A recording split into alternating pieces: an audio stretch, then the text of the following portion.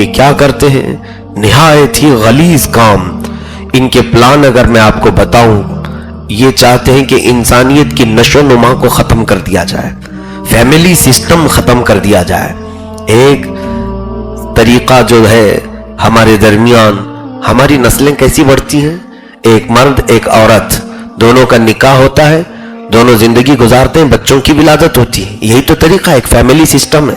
اور ہمارے ہاں ایک شوہر اپنی بیوی سے محبت کرتا ہے، بیوی اپنے شوہر کی راہ تکتی رہتی ہے. ماں باپ کا تصور ہمارے ہاں ہے، بچوں کو ابا اور اماں کہنے والا ماحول ہمارے پاس ہے. لیکن یہ ڈیول ورشپرز جو ہیں، شیطان کے پجاری، ان کو سب سے زیادہ خطرہ اسی فیملی سسٹم سے ہے. وہ توڑنا چاہتے ہیں کہ یہ فیملی سسٹم نہیں ہونی چاہیے. باپ کون ہے وہ بچے کو معلوم نہ ہو، ماں بچہ پیدا کر کے آوارہ ہو جائے، پھر کسی کے پاس جائے. یہ کام انہوں نے یورپ میں کیا ہے میرے عزیزو. آج 50% سے زیادہ وہاں پر فیملی سسٹم خراب ہے، بچے آوارہ ہیں، ان کا کون باپ ہے انہیں معلوم نہیں. اب تو وہاں پر آپشن بھی رکھے گئے ہیں، باپ کا نام لکھنا کوئی ضروری نہیں. اور ماں ایک بچہ پیدا کرنے کے بعد اگر اس کی پرورش نہیں کر سکی، کسی اور کے ساتھ چلی گئی، پھر اس کے ساتھ. حد تو یہ ہے کہ وہاں شادی کا تصور بھی ختم کر دیا ان لوگوں نے. شادی کوئی ضروری چیز نہیں، ساتھ میں رہو، اگر جم گیا تو ٹھیک ہے، نہیں تو الگ ہو جاؤ. اس طرح سے ایک عورت کے 4 5 شوہر، اور ہر ایک سے ایک الگ الگ بچہ. اور پھر وہ عورت کے اندر وہ بچوں کی جو ممتا تھی وہ ختم کر دی گئی. پورا کا پورا نظام معاشرت تباہ کر دیا گیا. خاندانی جو نظام ہے یورپ میں پورا تباہ ہے. وہ سسٹم یہاں لایا جائے گا کہ شادی کا تصور ختم کرو، بس ایک لڑکا اور ایک لڑکی ملتے رہیں. اور اس کو آج ہائی لیول کا فیشن سمجھا جاتا ہے. جس کے ساتھ لڑکیاں گھومتی ہوں اس کو پوش سمجھا جاتا ہے، صرف اس لیے بغیر شادی کے کوئی اگر تعلقات قائم کرے تو اب اس کو ہمارے ملک میں عیب نہیں سمجھا جا رہا ہے. عیب نہیں میرے عزیزو. ایک وقت جب پہلے ہم لوگ اس کو بہت ہی سخت ترین عیب سمجھتے تھے، اب بھی الحمدللہ ہمارے معاشرے میں اس کو عیب ہی سمجھتے. لیکن اس کو ختم کرنے کے لیے یہی شیطان کے پجاریوں نے ان لوگوں کو بے پناہ پیسے دینا اور پبلسٹی کروانا شروع کیا ہے کہ اگر تم اس طرح کا فیملی سسٹم ختم کر کے کسی بھی لڑکی کے ساتھ رات گزارو تو ہم تمہیں پبلسٹی بھی دیں گے اور پیسہ بھی دیں گے، تم پوش لوگوں میں شمار کیے جاؤ گے. تو یہ جتنے سیلیبریٹی ہیں ان کو جا کر کے پوچھو شادی کیا ہے، اس کا کوئی ان کے ہاں تصور نہیں. شادی میں نہ دین دیکھا جاتا ہے نہ مذہب دیکھا جاتا ہے، کچھ نہیں. یہ سب ختم کرو. یہ پورا نظام جو ختم کیا جا رہا ہے. ایک چیز یہ، دوسری چیز میں صرف اس لیے عرض کر رہا ہوں کہ مجھے خطرے لگ رہے ہیں آئندہ کے، اور میں یہ امانت آپ تک منتقل کر کے جاؤں گا. میرے اپنے مطالعے میں جو میرا ریسرچ چلتا ہے، یہ خاندانی نظام کو برباد اور تباہ کرنے کے لیے انہوں نے کیا کیا کیا. دوسرا سسٹم انہوں نے لایا کہ مرد مرد سے شادی کرے، عورت عورت سے شادی کرے. بچوں کا سسٹم ہی ختم. مرد مرد سے اگر شادی کر کے رہے تو کہاں سے بچہ ہو. عورت عورت کے ساتھ گیزم، لیزبین، LGBT کمیونٹی یہ جو عام کی جا رہی، ان کو قانونی پاور دیا جا رہا ہے. ہندوستان میں بھی اس کو آج قانونی حیثیت مل گئی، پاس کر دیا گیا کہ کوئی مرد چاہے تو مرد کے ساتھ زندگی گزارے، کوئی اسے نہ ٹوکے.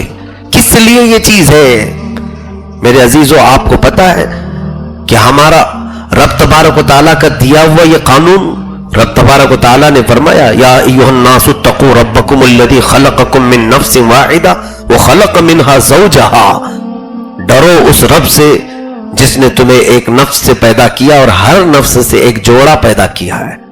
ہمارے لیے رب تبارک و تعالیٰ نے جوڑے بنائے ہیں، لیکن ان جوڑوں سے آزادی چاہتے ہیں آج. اور اعداد و شمار اگر دیکھے جائیں معاذ اللہ رب العالمین، ہندوستان کی اس سرزمین پر ہی میں اس چیز کو بھی دیکھ رہا تھا، چاہے تو آپ لوگ یہ سب دیکھیں، کروڑ کی تعداد سے بھی زیادہ پہنچ چکے جنہوں نے یہ شادی کو اپنا لیا ہے. یعنی یہ سب کا سب نظام ختم. اگر کوئی دوسری کمیونٹی کا بھی بندہ کرتا ہے یہ فیملی سسٹم کو تباہ، میرا میسج اس کے لیے بھی ہے. میں اپنے قوم کو ڈراؤں، یہ میری ذمہ داری ہے، لیکن میرے وطن میں رہنے والے دوسرے مذہب کے لوگوں سے بھی میری یہی گزارش ہے کہ یہ تمام قوانین شیطانی قوانین ہیں، انہیں ہٹاؤ، خدائی قوانین نہیں ہیں۔ گیزم کو قانونی حیثیت دی جا رہی، لیزبین کو قانونی حیثیت۔ تیسری چیز اور ایک جو بہت زیادہ ڈینجر تھی، بہت زیادہ خطرناک، ابھی شاید اس کو زیادہ دن نہیں ہوئے، مجھے باہر رہنے والے میرے ساتھی نے کہا کہ ان شیطان کے پجاریوں نے اب نقلی انسان بنانا شروع کیے ہیں، سلیکون کی ڈالز بنائی جاتی ہیں، یعنی عورت بھی اور مرد بھی، اور یہ مارکیٹ میں بک رہی ہیں یورپ میں، اور ربر سے بنائے ہوئے بڑی خوبصورت عورتیں، ربر سے بنی ہوئے بڑے خوبصورت مرد۔ میں نے پہلے پوچھا کیا یہ اتنی بڑی بڑی گڑیا کاہے کے لیے؟ کہا کہ یہ مارکیٹ میں بیچے جا رہے ہیں، جس کو عورتیں مرد خریدتی ہیں اور مرد عورتیں خریدتے ہیں۔ کہا ان کے ساتھ ویسی ہی زندگی گزارتے ہیں جیسے ایک عورت اور مرد کے ساتھ ہوتے ہیں۔ کہا وہ ربر کے ساتھ؟ کہا ہاں، مرد یہی سوچتے ہیں کہ کہاں عورتوں کے وہ ساری چیزیں ہم برداشت کریں، یہ سلیکون کی ہے، اور جیسا شیپ چاہیے ویسا ہم کو چاہیے۔ حیرت ہو گئی، میرے رونگٹے کھڑے ہو گئے کہ شیطان کہاں تک داخل ہوا، اور انسان کو یہ چیز کا جب عادی بنایا تو حیرت کی بات ہے، جس کو اس چیز کی عادت لگی وہ ایڈکٹ ہو گیا، اور وہ حقیقی عورتوں کی طرف دیکھنا بھی پسند نہیں کرتا، اور جو عورت اس طرح ڈال اور گڑیا سے کھیل رہی ہے وہ حقیقت میں کسی مرد کے پاس جانا بھی نہیں چاہتی۔ اس فیملی سسٹم کو تباہ و برباد کرو، یہی شیطان کے پجاریوں کا پورا عمل۔ ان کے چھپے ہوئے کام ہماری قوم میں کون بیان کرتا ہے؟ ایک چیز یہ تھی، چوتھی ایک چیز اور، اس کی تاریخ تو پرانی ہے، یہ نئی نہیں ہے۔ شیطان کے پجاریوں نے ہی دنیا میں سب سے پہلے پورنوگرافی کو شروع کیا تھا۔ پورنوگرافی، گندی تصویروں کو بنانا، یہ سلطان صلاح الدین ایوبی کے زمانے میں شروع کیا گیا ہے۔ صلاح الدین ایوبی، ان کے جو نوجوان سپاہی تھے ان کی تو حالت ایسی تھی، اللہ پر سوچو آپ، 12,000 کی تعداد میں لوگ تھے اور 4 لاکھ عیسائیوں کے ساتھ لڑ رہے تھے۔ 12,000 کہاں، 4 لاکھ کہاں؟ رومی فوجیوں نے جب صلاح الدین ایوبی کے 12,000 کے ساتھ لڑائی کی اور صرف 3 دن کے اندر ان کے دانت کھٹے کر دیے تھے یہ مسلمان سپاہی، تو انہیں سوچنے پر مجبور ہونا پڑا کہ آخر ان کے پاس کون سی قوت ہے، کون سی طاقت ہے؟ شہادت ہے مطلوب و مقصود مومن، نہ مال غنیمت نہ کشور کشائی۔ سچ کہا ہے کہ مومن جو لڑتا ہے اس کا صرف اور صرف مقصود شہادت حاصل کرنا ہے، اسے نہ مال غنیمت سے مطلب ہے نہ بادشاہت سے۔ تو جو نوجوان صلاح الدین ایوبی کے ساتھ تھے وہ جس میدان میں جاتے تھے وہ شیر کی طرح حملہ آور ہوتے تھے۔ اب ان لوگوں نے ان تمام طاقتوں سے مقابلہ کرنے سے شکست تسلیم کر لیا اور ایک نیا کام شروع کیا۔ اس وقت جو عیسائی ایک بہت بڑا مورخ ہے وہ لکھتا ہے کہ پہلے تصویریں بنائی عورتوں کے ننگی تصویریں، جس میں خاص مخصوص پارٹ کو ظاہر کر کے تصویریں بنا کر صلاح الدین ایوبی کے فوج میں یہ ڈالی گئی، پیش کی گئی۔ تو رات کے وقت سننے میں آیا کہ کچھ فوجی غائب ہو رہے ہیں اپنے خیموں سے، اور رات کو بیٹھ کر کے یہ دیکھتے ہیں، کیونکہ فوجی گھروں سے باہر رہتے ہیں، اکثر جہاد میں مصروف ہیں۔ تو اب ان کے انٹرٹینمنٹ کے لیے جب یہ چیزیں دی گئیں تو بہت سارے فوجیوں میں اخلاقی بگاڑ آنا شروع ہوا۔ بہت جلدی ہی صلاح الدین ایوبی رحمۃ اللہ علیہ کو خبر ہو گئی۔ بعد میں آپ نے تحقیق کیا تو پتہ چلا کہ کچھ فوجیوں کے نوجوانوں کے ہاتھ میں گندی عریاں تصاویر، ننگی تصویریں آ رہی ہیں، کہیں سے آ رہی ہیں، اور وہ اس کو دیکھتے ہیں اور رات اسی میں بہلا رہے ہیں۔ تو صلاح الدین ایوبی نے سخت ترین سزائیں دیں، اس طرح کی تصویریں مٹائیں۔ لیکن اب یہ عیسائی مشنری کو اس وقت پتہ چل گیا کہ یہ حملہ ہمارا کارگر ہو گیا ہے، کام آ چکا ہے، تو اسی پر انہوں نے محنت شروع کی، اس کو ڈیولپ کیا، یہاں تک کہ صلاح الدین ایوبی اپنی زندگی میں جتنا ہو سکا انہوں نے روکا۔ آپ کے انتقال کے بعد تو پھر ان کو آزادی تھی، اور ایسی آزادی کہ اس وقت چھوٹی چھوٹی سی ایک کٹیا لے کر بیٹھے ہوئے جو گورنر تھے ان کے گھروں تک بھی انہوں نے یہ پورنوگرافی شروع کی، عورتوں کی ننگی تصویریں۔ اور پھر زمانہ بڑھتا ہوا ترقی کی طرف آیا تو 18ویں صدی میں یہی گندی تصویریں یورپ میں، مغرب میں ویڈیو کی شکل میں چلائی جانے لگی۔ 18ویں صدی میں ہی امریکہ میں اور کچھ یورپین کنٹریز میں سینما میں گندی فلمیں دکھائی گئی، جس کو دیکھنے کے لیے ہجوم بڑا آیا۔ یہ فلمیں بعد میں آئیں، پہلے گندی فلمیں آئیں جس میں مخصوص اعضاء دکھا کر کے مردوں کو اور عورتوں کو ورغلایا گیا۔ یہ سب ڈیول ورشپرز کے کام میں بتا رہا ہوں، شیطان کے۔ اور پھر اس میں ترقی کرتے کرتے یہاں تک وہ آئے کہ جب انہوں نے دیکھا کہ اب لوگ وہاں یورپ کے دیکھ دیکھ کر کے تھک چکے تھے، وہی ساری چیزیں دکھائی جا رہی ہیں، پھر انہوں نے جب دیکھا کہ بزنس سلو ہو چکا ہے تب پھر انٹرنیٹ کا زمانہ آیا۔ انٹرنیٹ جب آیا تو انٹرنیٹ میں انہوں نے لوگوں کے ہاتھوں تک پہنچانے کے لیے باضابطہ کئی ایسے خوبصورت جوڑوں کو خریدا، نوجوانوں عورتوں کو بھی، نوجوان مردوں کو بھی، اور ان سے گندے کام کروا کر اس کی ویڈیو بنا کر اپلوڈ کرنا شروع کیا اور بھاری قیمت وہ ایکٹر اور ایکٹریس کو دینا شروع کیا۔ یہ ایک بزنس آج کے دور میں فلم انڈسٹری کچھ بھی نہیں کماتی جتنا پورنوگرافی والے کماتے ہیں۔ میں نے رپورٹ میں دیکھا کہ ڈیلی انڈیا سے، ہندوستان سے 6 کروڑ ویوز ایک ویب سائٹ کے لیے آتے ہیں۔ 6 کروڑ لوگ ایک ویب سائٹ کے لیے یہ گندی تصاویریں اور تصویریں دیکھنے کے لیے۔ اے میرے عزیزو، آنکھ زنا کر رہی ہے۔ اللہ کے حبیب صلی اللہ علیہ وسلم نے فرمایا جسم کے ہر پارٹ میں کوئی نہ کوئی زنا کا ایک حصہ آ جاتا ہے۔ کبھی کان زنا کرتا ہے، کبھی ہاتھ، لیکن یہ دور سب سے زیادہ خطرناک ہے ہماری آنکھوں کی حفاظت کے لیے۔ آج اس بلا میں انہوں نے ہمیں گرفتار کر دیا ہے، ہزاروں نوجوانوں کو۔ کتنے تو ایسے انٹرنیٹ کے ڈسے ہوئے موجود ہیں جنہوں نے اپنے آپ کو تباہ کیا۔ اس کا حاصل کیا ہوتا ہے جانتے ہیں آپ؟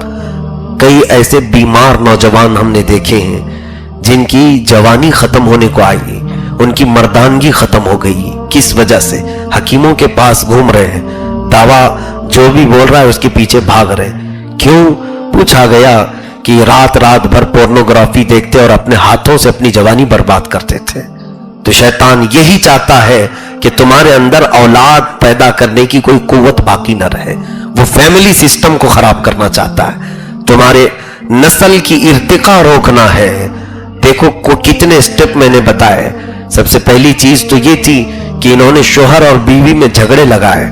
یورپ میں تو یہ سب عام سی بات ہے، طلاق کو عام کر دیا کہ زندگیاں ختم ہو۔ پھر انہوں نے شادی کو بھی ختم کیا، وہ بھی عام ہو گیا۔ پھر رشتوں میں شادی کرنے کا رواج جاری کر دیا گیا، بہن بھائی شادی کر لیں، ماں بیٹا چاہے شادی کر لیں۔ ہالینڈ میں چل رہا ہے، معاذ اللہ رب العالمین۔ یہ پورا کا پورا سسٹم تباہ۔ وہاں کبھی ایسا ہوتا ہے کہ آپ اندازہ کرو، ایک لڑکا اپنی ماں سے شادی کر کے رہ رہا ہے، ماں سے شادی کر کے رہ رہا ہے۔ وہ ہونے والے بچے کو، وہ بچہ کس کو باپ کہے گا، کس کو ماں کہے گا، اور پھر دادی کون ہے؟ یہ پورا کا پورا خاندانی نظام تباہ و برباد۔ اسی سلسلے میں ایک تو نہیں، ہزاروں چیزیں یہاں کی جا رہی ہیں، ہزاروں چیزیں۔ مردوں کا اختلاط، عورتوں کا شہوت کے لیے اختلاط، اور انہیں ننگا کر کے بازاروں میں لانا، عورتوں کو مردوں کے لیے زینت بنا کر کے پیش کرنا۔ کتنے یہاں پر راستے گمراہی کے کھلے ہوئے ہیں، اور ہمارے بچے بچنے کے لیے ایک راستہ بھی نہیں ڈھونڈتے۔ ایک مرتبہ بھی کوئی آ کر یہ نہیں سوال کرتا۔ سارے سوال طلاق کے ہی ہوتے ہیں، سارے سوال اپنے بزنس نہ ہونے کے ہی ہیں۔ اکثر لوگوں کی شکایت کیا ہے؟ دھندا نہیں چل رہا ہے، بیماری ہے، بچے بات نہیں سن رہے ہیں۔ لیکن کبھی یہ کیوں نہیں پوچھا کہ ہزاروں گناہ آس پاس منڈلا رہے ہیں، میری آنکھوں کی حفاظت کے لیے بھی کوئی وظیفہ بتا دیجیے۔ کیا سب کی بچی ہوئی آنکھیں ہیں؟ آج یہ حال تو یہ ہے کہ آنکھ نیچے کر کے چلو تو گاڑیوں سے ایکسیڈنٹ ہونے کا اندیشہ ہے، کھول کر کے چلو تو ایمان کا ایکسیڈنٹ ہونے کا اندیشہ ہے۔ کیا یہ دونوں چیزیں نہیں ہیں؟ جان بھی ہماری محفوظ نہیں، ایمان بھی محفوظ نہیں. جان جانے کا خطرہ ہے، آنکھ بند کر کے کہاں چلیں گے ہم؟ کھول کر کے چلیں تو ایمان جانے کا خطرہ ہے. ہر دیوار پر انہوں نے ننگی تصویریں لگائی. اس سے کیا ہوتا ہے اب اندازہ کرو. ہمارے اندر اللہ رب العزت نے مومن کو ایک نور عطا کیا ہے. مومن کو اللہ تعالیٰ نے ایک نور عطا کیا، اور میرے آقا صلی اللہ علیہ وسلم نے اس نور کی فضیلت میں فرمایا ہے اتقوا فراست المؤمن فإنه ينظر بنور اللہ. اے لوگو، مومن کی فراست، اس کی حکمت سے ڈرو، اس لیے کہ مومن جب بھی دیکھتا ہے تو اللہ کے نور سے دیکھتا ہے، اللہ کے نور سے دیکھتا ہے. آپ ہمارے پاس آئے، ایک تو آپ کا چہرہ دکھ رہا ہے مجھ کو، اور ایک کیفیت ہماری یہ ہے کہ ہم آپ کا دل بھی دیکھ رہے ہیں. یہ ہے نور الہی سے دیکھنا. آپ چل کر کے آئے ہمارے پاس، بولے کچھ نہیں، آپ کے بولنے سے پہلے ہم نے آپ کے دلوں کے حالات بیان کر دی. یہ نور الہی سے ہم نے دیکھا. تو وہ ہر مومن کو حاصل ہے، لیکن وہ نور ضائع کب ہوتا ہے؟ جب یہ آنکھیں آوارہ ہوتی ہیں، جب یہ ہماری آنکھیں بے حیا ہوتی ہیں. اور شیطان مردود یہی چاہتا ہے کہ ہماری آنکھوں کا وہ نور ختم کر دیا جائے. پھر آپ سوچو، ان آنکھوں کو دیکھنے کے لیے اب ہم تمنا کریں گے کہ اللہ ہمیں رسول پاک کے چہرے کی زیارت عطا کر. ہم یہ تمنا کریں گے کہ رب ذوالجلال ہمیں تو اپنی کائنات کی قدرت کے مشاہدے دکھا دے. کس ہم ہمت کے ساتھ، کس جرأت کے ساتھ مولا کی بارگاہ میں کہیں گے؟ عزیزان گرامی، ایک بہت ہی ذمہ داری کی بات میں بچوں کے حوالے کر جا رہا ہوں. تمہارے پاس جو کچھ بھی ہے دیکھنے کے لیے، یہ مت سمجھنا کہ تمہارا پورا کنٹرول ہے موبائل پر، انٹرنیٹ پر. میں جو ویب سائٹ چاہوں وہ نکال لوں اور دیکھتا بیٹھوں، مجھے کون کیا کرنے والا. یعلم خائنۃ الاعین وما تخفی الصدور. اللہ فرماتا ہے تمہاری آنکھیں جو خیانت کر رہی وہ دیکھ رہا ہے. جو تمہارے دلوں میں خیالات گزر رہے ہیں اور چھپا رکھا ہے تم نے، وہ بھی مولا دیکھ رہا ہے. تم مجھ سے نہ ڈرو، نہ یہاں مولوی مولاناؤں کی باتوں سے. کیا تمہارا رب تعالیٰ کی ذات سے بھی یقین اٹھ گیا؟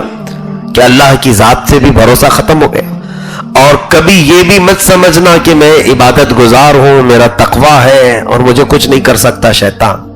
وہ بڑے بڑوں کے تقووں کو بھسم کر کے چلا گیا، بڑے بڑے عبادت گزاروں کی عبادت کو پل میں ختم کر کے چلا گیا. ہاں، بنی اسرائیل کی وہ بات مجھے یاد آتی ہے. ایک بہت ہی بڑا عبادت گزار، اس کی عبادت اتنی مشہور تھی کہ وہ اپنے صومعہ سے، جہاں اس کی عبادت گاہ تھی، اس سے پوری زندگی پر باہر نہیں نکلا. اس کی عمر اس وقت 40-45 کے قریب کچھ تھی. سارے لوگ اس کے وسیلے سے دعا مانگتے تو بارش ہوتی تھی. وہ اتنا عبادت گزار تھا. تو شہر میں، جس شہر میں وہ رہتا تھا، 4 بھائی تھے، ایک بہن، اور ان کا کوئی نہیں تھا. وہ چاروں بھائی تجارت پر جا رہے تھے. انہوں نے سوچا کہ جوان بہن ہے ہماری، کہاں چھوڑ جائیں. تو انہوں نے کہا ایک ہی بندہ ہے جس پر بھروسہ ہو سکتا ہے، وہ ہے وہ عابد شب زندہ دار، وہ پرہیزگار، وہ متقی. تو اس عابد کے پاس آئے. انہوں نے کہا ہم تجارت کے لیے جا رہے ہیں اور آپ ہماری بہن کا صرف خیال رکھیں، وہ اپنے گھر میں رہے گی، اس کو وقت پہ آپ کسی طرح کھانا پہنچا دیں. پیسہ بھی دے دیا اور وہ لوگ تجارت پر نکلے. اب اس پرہیزگار شخص نے، یہ متقی عبادت گزار شخص نے روزانہ وقت پر کھانا پہنچانے کا کام لیا تھا. یہ بھی مخلوق کی خدمت تھی، پہنچوا دیتا تھا اس لڑکی کے گھر. ابلیس لعین ایک بزرگ کی شکل میں آیا اور اس پرہیزگار شخص سے کہا کہ وہ تنہا گھبراتی بہت ہے.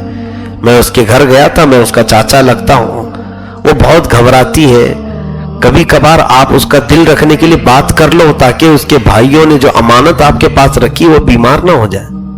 تو اس کے دل میں بات آئی کہ شاید مجھے یہ کام کرنا چاہیے. تو شروع میں یہ ہوا کہ اپنے صومعہ سے، اپنے عبادت خانے سے باہر چوکھٹ تک آتا، وہ اپنے گھر کی چوکھٹ پر آتی اور بات کرتے. اور پھر یہ بات چیت کا سلسلہ دراز ہو گیا، ڈیلی چلتا رہا. اور اس کے بعد پھر ابلیس لعین نے کہا کہ وہ بہت گھبراتی ہے، رات کو ڈرتی ہے، کبھی کبھار آپ اس گھر میں بھی چلے جائیں. تو اس کی بات سن کر کے یہ پرہیزگار شخص جو تھا، یہ کھانا لے کر کے سیدھے اس لڑکی کے گھر پہنچا. اب گھر میں جب خلوت ہوئی تو ایک ساتھ بیٹھنے کا اتفاق، یہ شروعات ہوتی ہے زنا کی، یہ ابتدائی مرحلے ہیں۔ اس کے بعد اس پرہیزگار شخص نے، یہ جو عابد و زاہد تھا، اس نے اس خاتون کے ساتھ زنا کر لیا، معاذ اللہ رب العالمین، جس کی 40 سالہ عبادت تھی، ریکارڈ تھا کہ وہ قدم باہر نہیں نکالتا تھا۔ اس عورت کے ساتھ اس نے برا کام کیا، اپنا منہ کالا کیا۔ اس کے بعد جب وہ حاملہ ہو گئی تو اب اس کو ڈر لگا کیا کیا جائے۔ وہی ابلیس لعین بزرگ کی شکل میں آیا اور کہا، ارے یہ تو بہت برا ہوا ہے آپ کے ساتھ، پورے علاقے میں تمہاری کیا عزت ہے، تمہارا کیا مقام ہے، اور پھر اس کے بھائی اگر آئیں گے تو کیا جواب دو گے؟ ایک ہی راستہ ہے، اس کو قتل کرو اور دفن کر دو، پتہ ہی نہیں چلے گا۔ جب وہ آئیں گے تو کہنا بیمار ہوئی تھی، مر گئی، میں نے دفنا دیا ہے۔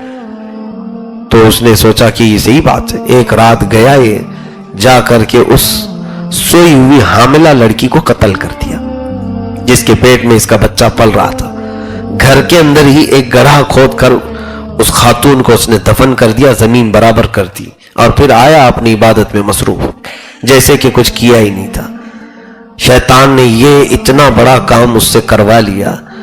جب اس کے چاروں بھائی تجارت سے واپس آئے تو یہ رونا دھونا شروع کیا، ہے افسوس تمہاری بہن بہت بیمار ہوئی، علاج کروایا بہت، لیکن افاقہ نہیں ہوا، موت آ گئی اور میں نے اس کو دفن کر دیا۔ قبرستان کی طرف لے جا کر ایک پرانی دوسری قبر دکھایا کہ یہاں تمہاری بہن دفن ہے۔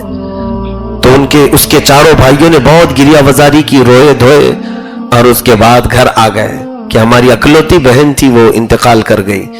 بعد میں پھر وہی ابلیس لعین وہ چاروں بھائیوں کے پاس جاتا ہے اور کہتا ہے، کہاں ہے تمہاری بہن؟ کہا وہ انتقال کر گئی۔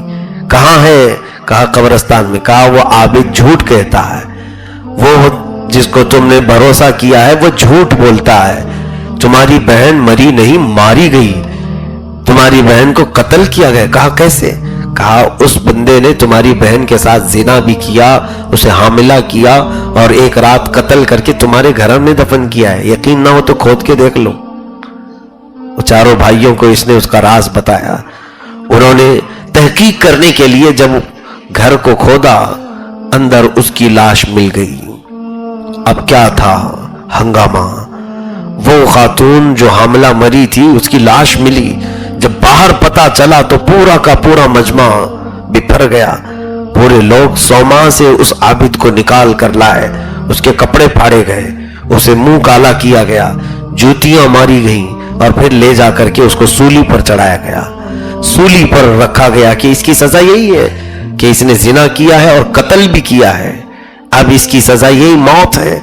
تو جب لوگ اس کے اوپر پتھر برسا رہے تھے تب شیطان پھر اس کے پاس آتا ہے، آ کر کے کہتا ہے بہت برا ہوا تیرے ساتھ، ایسا نہیں ہونا چاہیے تھا، لیکن دیکھ میں تیری مدد کر سکتا ہوں، میں تیری مدد کر سکتا ہوں، بس ایک شرط ہے، میں یہاں سے تجھے آزاد کر کے بہت دور لے جاؤں گا جہاں یہ لوگ بھی نہیں پہنچ پائیں گے، میرے پاس قوت ہے، طاقت ہے۔ اس نے سولی پر چڑھے ہی کہا جلدی بتاؤ کہ کیا کرنا ہے۔ ابلیس لعین نے کہا کہ تو یہ کہہ کہ میرے لیے سجدہ درست ہے اور میں تیرا مالک ہوں۔ اس نے کہا کہ ہاں ابھی تو ہی میرا خالق و مالک سب ہے، تو ہی مجھے بچانے والا ہے، اگر یہاں سے نکلا تو میں سجدہ کروں گا۔ کفر بکا، اسی وقت اس کو تختہ تار پر کھینچ دیا گیا، ابلیس لعین تالیاں بجاتا ہوا بھاگ گیا۔ فلما کفر قال انی بریء منک، قرآن میں مولا نے فرمایا انسان کے پاس یہ آ کر کے کہتا ہے اکفر، کفر بول میں تجھے بچا لوں گا، پھر جب بندہ کفر کرتا ہے تو یہ بھاگتا ہوا جاتا ہے میں تو تیرے سے بری ہوں، میں نے نہیں کیا تھا یہ سب، میں تو اللہ سے ڈرتا ہوں، تو نے خود کیا ہے اور جھیل۔ اس وقت تک تو اس کی موت آ چکی ہوتی ہے۔ 40 سال جس کی عبادتوں میں گزری زندگی، اسے ابلیس لعین نے زنا سے دوچار کروایا، قتل سے بھی، اور اس کے بعد نہ جانے کیسی ذلت و رسوائی کے ساتھ۔ سب سے بڑی چیز تو یہ ہے کہ ایمان بھی گیا، اس عابد کی کفر پر موت ہوئی۔ کیا ہمیں اس چیز سے خوف کرنے کی ضرورت نہیں میرے عزیزو؟ آج زنا سے اگر ابتدا ہوئی ہے کسی کی تو وہ ڈرے اس عابد شب زندہ دار کو یاد کر کے کہ جس کی زندگی 40 سال 100 ماہ میں گزری اسے ابلیس لعین نے کہاں تک پہنچایا. اور قرآن کی تفسیر میں یہ فرمایا گیا ہے، حضرت حکیم الامت فرماتے ہیں شیطان نے تمہارے ماں باپ کو جنت سے نکلوایا تھا، وسوسہ ڈالا، اور ایک بار وہ شیطان کی بات میں آئے تو جنت چھوڑ کے نیچے آنا پڑا. وہ تو نبی تھے آدم علیہ السلام اور حضرت حوا. ایک بار صرف اس کی بات مان کر جنت چھوٹ گئی اور 350 سال تک دونوں الگ رہے، ملاقات نہیں ہو سکی. اور ہم صبح سے شام تک ہر بات اس کی سنتے ہیں تو پھر ہمارا انجام کیا ہوگا؟ ایک بات اس کی سننے پر جنت سے خارجہ نیچے آنا پڑا. اور جو کنٹینیو اسی کو فالو کر رہا ہے وہ کون سی جنت کی امید لگائے بیٹھا ہے؟ وہ کون سے جنت میں جانے کی تمنا لے کر بیٹھا ہے؟ عزیزان گرامی، میں آج ہر ایک کو اس بات سے ڈرا رہا ہوں کہ ابلیس لعین ہمہ وقت تمہارے ارد گرد ہے. آج تو نہیں ہے رمضان المبارک میں، وہ ہوتا بھی تو ہمیں بولنے میں ڈر نہیں ہے، اس لیے کہ اللہ کے حبیب صلی اللہ تعالی علیہ وسلم نے ہمیں اس سے بچنے کے بہت ہی عظیم نسخے بھی عطا فرمائے ہیں. شیطان مردود سے بچنے کے لیے روزانہ صبح اٹھو معوذتین پڑھا کرو، شیطان کے شر سے محفوظ رہو گے. فجر کی نماز جس نے پابندی کی شیطان کی شرارتوں سے دن بھر محفوظ ہو جائے گا. رات کو سونے کے وقت جس نے اپنا بستر بسم اللہ کہہ کر کے جھاڑا اس کے بستر پر شیطان نہیں آئے گا. لقمے پر تم نے بسم اللہ پڑھا تو تمہارے ساتھ کھانے میں شریک نہیں ہوگا. جہاں تم نے بسم اللہ الرحمن الرحیم پڑھا وہ نہیں آئے گا. ہم نے تو شیطان کو بہت موٹا کیا ہوا ہے. ہم تو اپنے ہر ایکٹیویٹیز میں اس کو شامل کرتے ہیں، کھانے میں بھی، سونے میں بھی، باتوں میں بھی، بیٹھنے میں بھی. تو شیطان ہمارے ساتھ جو ہے وہ ہمارا سب کھا کھا کر کے بہت موٹا اور طاقتور ہو چکا ہے، وہ کبھی بھی ہمیں بہکائے گا. اور جن بچوں نے آج غلط راستہ اختیار کیا ہے میں ایک تنبیہ ان سے کہنا چاہتا ہوں، تمہاری زندگی تباہ ہو جائے گی. یہ گناہوں کی لذت میرے عزیزوں زیادہ دن تک نہیں رہتی. تمہیں اللہ نے آج جو جوانی عطا کی ہے اتنی بڑی نعمت، جانتے ہو جوانی کا ایک لمحہ جب ضائع ہو جائے، تمہارا ایک نطفہ بھی اگر ضائع ہو جائے تو دنیا کے کروڑوں معجون مل کر کے وہ طاقت نہیں بنا سکیں گے. جو قدرتی چیز ہے جو رب تعالیٰ کی طرف سے تمہیں ملی ہوئی ہے تم نہیں حاصل کر سکو گے. کوئی اگر یہ سوچتا ہے کہ میرے پاس بہت قوت ہے، طاقت ہے، میں رات میں جو چاہوں عیش کر لوں، اپنے ہاتھوں اپنی زندگی کو تباہ کر لوں، تو یاد رکھیں نوجوانوں کی ایک خرابی جو ہمارے پاس آئی ہے، چاہے وہ مردوں کی ہو یا عورتوں کی ہو، تنہائی میں شہوتوں کو پورا کرنا. فرمایا گیا کہ اگر وہ اپنے ہاتھوں سے اپنی بربادی کرتا ہے اور شہوت کو پورا کر کے نہاتا بھی ہے تو فرمایا گیا ہے کہ اس کے نہانے کے ہر قطرے سے ایک شیطان پیدا ہوتا ہے. ہر قطرے سے ایک شیطان پیدا ہوتا ہے اور پھر وہ شیطان سارے مل کر کے اسے گناہ پر ابھارتے ہیں. کیوں ہم یہ سلسلہ دراز کریں؟ ہم کیوں نہ صبر کر لیں؟ اور اللہ رب العزت فرماتا ہے ان اللہ مع الصابرین، بے شک اللہ صبر کرنے والوں کے ساتھ ہے. صبر کس چیز میں؟ صرف کوئی مارے تو صبر نہیں، گناہوں پر صبر کرو، گناہوں پر اپنے آپ کو روک لو، اپنے آپ کو جتنا بچا سکتے ہو بچاؤ. مجھے بڑی خوشی حاصل ہے، بڑی خوشی حاصل ہے جن بچوں نے میرے کہنے پر انٹرنیٹ بند کیا تھا رمضان المبارک میں، پورے رمضان میں انہوں نے اسمارٹ فون نہیں یوز کیا، صرف اللہ رب العزت سے ڈر کر کے. میں دل سے دعا کرتا ہوں اللہ تعالیٰ استقامت عطا فرمائے. میرے عزیزوں، میں نہ موبائل کا مخالف ہوں نہ انٹرنیٹ کا مخالف ہوں. میں نے کبھی اس کی مخالفت یہ نہیں کی کہ یہ حرام ہے، ناجائز ہے، بالکل استعمال کرو. لیکن جس بچے کے ہاتھ میں ہم ماچس دیتے ہیں اس کو یہ پتا ہونا چاہیے کہ ماچس کہاں لگائی جاتی ہے اور کہاں نہیں. کسی بچے کے ہاتھ میں ہم چاقو دے رہے ہیں تو اسے یہ بتانا چاہیے کہ چاقو کا استعمال کس کام کے لیے ہوتا ہے. اسی طرح سے میری ذمہ داری یہ ہے کہ تمہارے ہاتھ میں اگر ایک آلہ آیا ہے موبائل کی شکل میں، انٹرنیٹ کی شکل میں، تو یہ جو بم سے دھماکے ہوتے ہیں باہر، اس سے کئی زیادہ خطرناک دھماکہ تمہارا یہ موبائل تمہارے ایمان کے ساتھ کرتا ہے. ہر رات ایک دھماکہ ہوتا ہے اور ایمان تباہ کر دیا جاتا ہے, اخلاق بگاڑ دیے جاتے ہیں. کتنے ایسے ہیں جو انٹرنیٹ کے ڈسے ہوئے ہمارے پاس ہیں, جن کی راتیں خراب ہو چکی, جن کی جوانیاں برباد ہو چکی, جن کی آنکھوں کی نور ختم کر دیے گئے, جن کے ہاتھوں میں آج راشا تاری ہے. ایک بچی ایسی کہ اس کے ہاتھ کانپتے ہی رہتے ہیں علاج کے لیے. میں صرف یہ عبرت کے لیے چیزیں میں عرض کرتا ہوں میرے عزیزو, کسی کی عیب تمہارے سامنے کھولنا میرا مقصد نہیں, عبرت کے لیے کہ یہ تمام بربادیاں کیوں ہوئی. انہوں نے ایک ہی ریزن بتایا کہ ہم نے جو ہے اپنے ہاتھوں سے یہ گندی چیزیں دیکھنا شروع کیا تھا. آج ابلیس لعین پھر سے تمہارے ارد گرد منڈلا رہا ہے. یہ فلم انڈسٹری پوری کی پوری ابلیس کے پجاریوں کی ہے, یہ شیطان کے پجاریوں کی ہے, یہ عبدت الشیاطین ہے جو بناتے ہیں. یہ ہر وہ پارٹ مردوں کو دکھانا چاہیں گے عورت کا جس سے ان کی خواہشات انگڑائیاں لیں بھڑکے. نہیں, یہ ان کو ایسی فلموں سے کوئی مطلب نہیں جس میں پورا مکمل سادگی کے ساتھ ہے. فلاپ ہے یہ چیز. ہاں, جس میں جتنے نمائش ہوگی اتنے زیادہ وہ ٹاپ ہے کہ اس کو دیکھنے کے لیے بھیڑیے کی طرح لوگ امڑ پڑتے ہیں.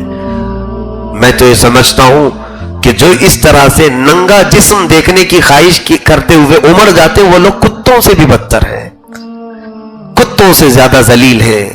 کہ کتوں کے اندر جب شہوت آتی ہے تو وہ اسی طرح اپنی مادہ کے پیچھے بھاگتا ہے. جانوروں کی صفات تمہارے اندر, اللہ نے جو اخلاق انسانیت کے عطا کی ہیں, اپنی آنکھوں کی حفاظت کرو, شرم و حیا کو اپناؤ.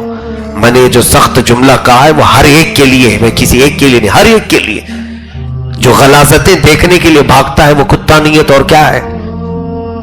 جس کو بے حیائی اچھی لگتی ہے یا تو پھر وہ مکھی ہے جو غلاظت پر بیٹھتی ہے, اچھائیوں پر نہیں بیٹھتی, یا تو پھر وہ کتا ہے جو مری ہوئی چیزوں کو کھانے کو پسند کرتا ہے. اور میرے آقا صلی اللہ علیہ وسلم نے سچ فرمایا, الدنیا جیفۃ وطالبھا الکلاب, یہ دنیا مردہ گوشت کی طرح ہے اور اس کا طلب کرنے والا کتے کی طرح ہے. مجھ سے یہ جملہ سخت لگا نا, میں نے کتا کہا, میرے آقا نے سب سے پہلے بیان فرمایا. میں یہ رسول کریم صلی اللہ علیہ وسلم کی زبان بتا رہا ہوں. اللہ کے حبیب صلی اللہ علیہ وسلم نے دنیا کے طالب کو کتا کہا ہے, کتے کی طرح ہے. ہوتا یہی ہے کہ وہ مردہ کو کھانے کے لیے کتا کس طرح سے بھیڑ جاتا ہے, وہ کسی دوسرے کتے کو اس میں برداشت بھی نہیں کرتا, نہ پورا کھا پاتا ہے. اسی طرح سے آج یہ بے حیائی کو طلب کرنے والے کتنوں کی زندگیاں تباہ ہو رہی ہیں, برباد ہو رہی ہیں. ہر نوجوان کے ساتھ ڈسکشن میں جو اہم ٹاپک ہے وہ کیا ہے, عورت کا ٹاپک. وہ یہ سمجھتا ہے کل ملا کر کی زندگی یہی ہے اور کچھ نہیں. الہذا خلقت ام بہذا امرت, میں پوچھتا ہوں تم سے, کیا تم اسی کام کے لیے پیدا کیے گئے ہو, یا اللہ نے تمہیں صرف یہی کام کا حکم دیا ہے کہ راستوں پر کھڑے رہو اور ہر آنے جانے والی پر تم نظریں جماؤ. کیا تمہیں اللہ تعالیٰ نے اسی کام کے لیے پیدا کیا ہے کہ عورتوں کو بے آبرو ہوتے ہوئے دیکھ کر تم مسکراؤ؟ کیا تمہیں رب تعالیٰ نے آنکھیں اسی لیے دی ہیں کہ عورتوں کے بے حیائی کو تم دیکھ کر مزے لو؟ کیا رب ذوالجلال نے تمہیں یہ تمام قوت اور جوانی صرف اس لیے دی ہے کہ اس کے زمین پر رہتے ہوئے, اس کی کائنات میں رہتے ہوئے سینہ تان کر کے مولا کے خلاف تم بغاوت کرتے ہوئے گناہ کرو؟ کس کی یہ جرات ہے؟ رب تعالیٰ کو تم سینہ دکھاتے ہو, منہ دکھاتے ہو کہ دیکھ مولا تیری دی ہوئی آنکھیں ہیں اور میں کہاں استعمال کر رہا ہوں. یاد رکھنا, جس دن مولا رب العزت جلال میں آئے پھر تمہاری آنکھیں کیا. قرآن پاک میں ہے, قل ارأیتم ان اصبح ماؤکم غورا فمن یأتیکم بماء معین. سورہ ملک کی آخری آیت, سورہ ملک کی آخری آیت. ایک بزرگ نے اس کو بیان کیا کہ کون ہے اگر زمین کے پانی سوکھ جائے تو کون دوبارہ اس پانی کو لائے گا. قرآن کی آیت ہے, زمین کے اندر کا پانی اگر سکھا دیا جائے تو کون یہ پانی لائے گا. تو ایک لبرل آدمی تھا, ماڈرن آدمی, وہ آیا اس بزرگ کے پاس, کہا کہ یہ کون سی نئی کوئی بڑی بات تھوڑی ہے, ہمارے پاس مشینیں ہیں, پتھر پھوڑ کر کے بھی اندر سے ہم پانی نکال لیں گے. اور 400 فٹ نہیں 500 فٹ بھی ہم اندر ڈال کر کے پانی نکال لیں گے, پانی آ جائے گا. یہ کون سے تعجب کی بات ہے جو قرآن کہہ رہا ہے کہ پانی سوکھ گیا تو نہیں آئے گا؟ بتاؤ کون سی زمین سے نکالنا ہے, بتاؤ کون سی زمین سے نکالنا ہے؟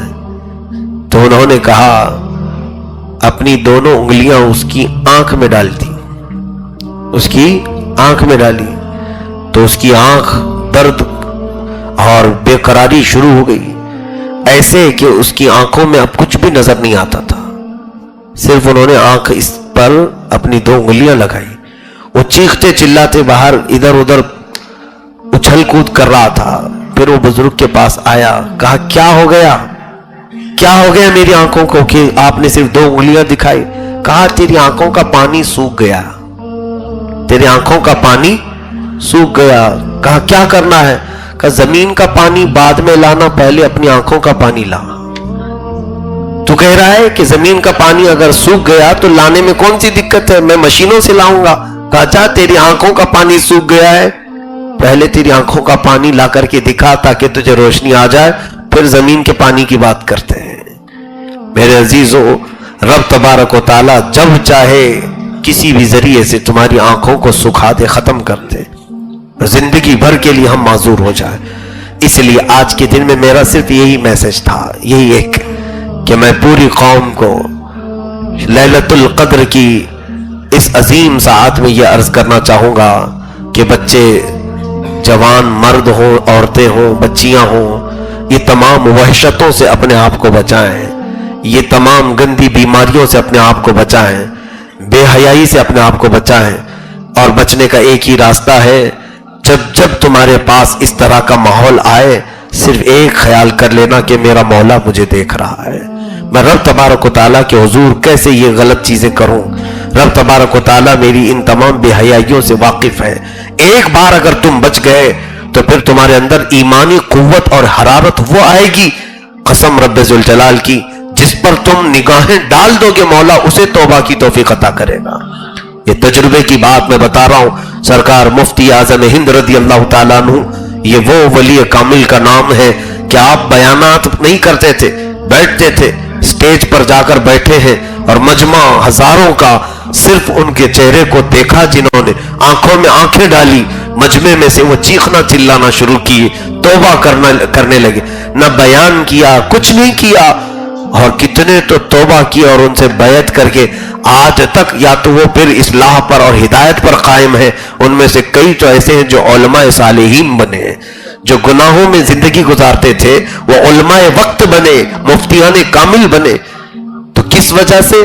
ایک مرد قلندر کی آنکھوں میں وہ تاثیر ہوتی ہے کہ اس کی آنکھیں بھی اگر کسی کے دل پر پڑے تو مولا اسے ولایت کا بھی مقام عطا کرتا ہے. وہ نور ضائع ہونے نہ دے.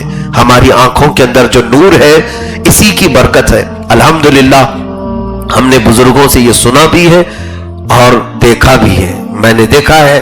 اب اس کو میں تفصیل سے عرض نہیں کرنا چاہتا, صرف یہ ہے کہ اس کی برکت اللہ تبارک و تعالی ہم سب کے ساتھ قائم رکھے کہ ہماری آنکھوں کی حیا اگر باقی ہوتی ہے تو اللہ تعالیٰ اچھوں پر ہمارا رعب قائم کرتا ہے. ہمارا رعب ان کے اوپر حاکم وقت بھی کیوں نہ ہو وہ کترائے گا آنکھ سے آنکھ ملانے سے. سچے دل سے یہاں مسجد میں آپ نہیں آئے کہ مجھے اللہ کو راضی کرنا ہے, نہیں تو آپ بھی آج مارکیٹ میں گھوم رہے ہوتے, بازار کی زینت بنے ہوتے, شاپنگ میں آپ دلچسپی لے رہے ہوتے. وہ ساری چیزیں چھوڑ کر رات کا اتنا پہر گزر جانے کے بعد آپ یہاں پر بیٹھے صرف ایک آس اور ایک امید لے کر کہ آج میں اپنے رب کو منا کر کے جاؤں گا. تو بے شک آج مولا تبارک و تعالیٰ کی رحمت کے دروازے کھلے ہیں, وہ اپنے بندوں کو طلب کر رہا ہے, بلا رہا ہے. تو ہم میں سے کون نہیں بڑھنا چاہتا؟ ہم بڑھیں گے ضرور, اور اسی کے نام کا ذکر کر کے, اسی کو منا کر کے. کاش اگر آج لیلۃ القدر ہو, ایک بار وہ اعلان کر دے مولا کہ فلاں کا بیٹا جہنم سے آزاد ہے, پھر ہماری تو زندگی وصول ہو گئی, ہماری تو زندگی وصول ہو گئی. پھر اس کے بعد کب مرے کہاں مرے اس سے ہمیں کوئی فرق نہیں. اللہ رب العزت نے ایک بار بخشش کا اعلان کر دیا تو پھر گناہوں سے بچانا بھی صرف اس کے ذمہ کرم پر ہے, وہ خود ہی بچائے گا. ظاہر سی بات ہے ہم کسی کو سیلیکٹ کریں تو اب اسے دیکھنا بھی پڑتا ہے. جیسے مفسر شہیر حکیم الامت نے فرمایا ہے کہ आदम अलैहिस्सलाम को जन्नत से उतारा तो उतारने की दो किस्में, एक है फेंक दिया ऐसे, जाओ निकलो ना, और एक है जैसे डोल रस्सी में बांध करके कुएं में कोई बंदा डालता है। किस लिए डालता है? पानी निकालने के लिए। मटके को रस्सी डाल करके ऊपर से फेंकता है, तो वो मटका क्या करता है, अंदर जाकर के पानी में डूबता रहता है इधर उधर। पानी जब भर जाता है तो फिर ऊपर वाला रस्सी खींचता है, तो रस्सी उसी के हाथ में है तो घड़ा ठीक है, सेफ है, चाहे जितना भी इधर उधर पानी में हिचकोले खाया हो फिर आ जाता है, क्योंकि मालिक के हाथ में रस्सी है। और अगर उसके हाथ से रस्सी छूटी तो उसी में वो घड़ा डूब के रह जाएगा, वहीं रह जाएगा। तो मुफस्सिरीन ने फरमाया है सैयदना आदम अलैहिस्सलातु तस्लीम को अल्लाह ताला ने दुनिया में जो भेजा उसकी मिसाल ऐसी है कि रस्सी अल्लाह ने खुद मजबूती से थामे रखा। ये नहीं कि दुनिया में उन्हें आजाद छोड़ दिया, हर बुराई से उन्हें बचाए रखा। और हर जगह घड़ा जब नीचे जाता है तो हम मट्टी कंकर से भी हिला हिला करके बचा लेते हैं। इसी तरह से आज रब तबारक व तआला की बारगाह में यही दुआ करें, ऐ रब्बे जुल जलाल तू हमारी रस्सी अपने दस्ते कुदरत में रख, हमको दुनिया में आजाद और आवारा न छोड़ कि हम अपनी मर्जी से जो चाहे करें। ऐ करीम खुदा हमसे वही काम ले जो तू पसंद करता है, हमसे वही काम ले जिससे तू और तेरे नबी राजी हो, हमसे वो काम ना ले जिससे तेरा गजब होता हो और तू नाराज हो। और एक बार अल्लाह रब्बुल इज्जत की इस रस्सी से जो जुड़ गया तो इंशाअल्लाह उम्मीद है कि मौला जब वो खींचेगा हमें तो खींच कर सीधे वही भेजेगा जहां से हम निकल कर आए थे। कहां से आए थे? जन्नत से आए थे। हमारे माँ बाप का वतन वही है और सच्चा बेटा वही है जो अपने असली माँ बाप के घर पहुंचता है। रब्बे जुल जलाल हम सबको कहने सुनने से ज्यादा अमल की तौफीक अता फरमा, हमें आंखों की हया अता फरमाए, हमें हमारे दिल की तहारत अता फरमा, हमारी जुबान की सफाई अता फरमा। करीम खुदा हमारे जिस्मों में शहवत की जो भी खराबियां हैं उसे तू दूर फरमा दे। मौला जो गुनाह हो चुके उन्हें माफ फरमा, जो आइंदा होने वाले हो तो उनसे तू हमें बचा ले।